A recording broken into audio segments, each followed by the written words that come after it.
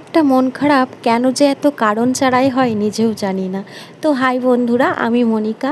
আবারও অনেক দিন পর ভিডিও দিচ্ছি। হয়তো আমার এইভাবেই ভিডিও দেয়া বন্ধ হয়ে যাবে আস্তে আস্তে, কারণ কারোর কোনো সাপোর্ট ছাড়া যে কখনোই এগোনো যায় না সেটাও আমি ভালো করে জানি। হয়তো তার কারণেই আমার ভিডিও দেয়া বন্ধ হয়ে যাবে। তো যাই হোক, ভাগ্যে যেটা আছে সেটা তো হবেই। আর এদিকে দেখো, আমি আমার এই বাচ্চার জামাগুলো ভালো করে ভাঁজ করে নিচ্ছি, কারণ এগুলো অনেক দিন ধরেই অগোছালো আছে। আর এই বাস্কটা দিয়েছিল আমার মা। আর সে যেহেতু বাচ্চা অনেকটাই বড় হয়ে গেছে, তাই বেশি জামা এতে রাখা হয় না। অনেক জামা হয়ে গেছে, আলমারিতেও কিছু আছে আর এতে কিছু আছে। আর এই জামাটা দেখে আমার খুবই আনন্দ হচ্ছে, কারণ এই জামাটা আমার বাচ্চার 1 মাস যখন বয়স তখন পরাতাম, খুব পরাতাম এই জামাটা। কারণ এই জামাটা পরাতে আমার খুব ভালো লাগতো।